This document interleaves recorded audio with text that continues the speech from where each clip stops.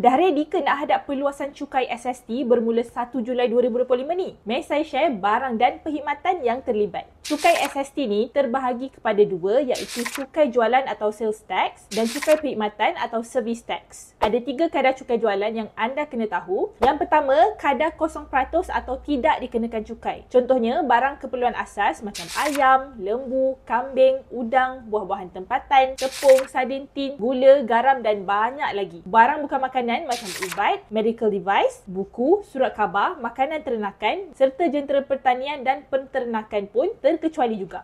Kedua, kadar 5% untuk barangan pilihan atau mewah. Contohnya macam abalone dan lobster, keju, smartphone, salmon dan cod, cendawan truffle dan sutera. Ketiga, kadar 10% untuk barangan mewah dan tidak asas macam caviar, sirip ikan yu, lukisan tangan antik dan basikal lumba.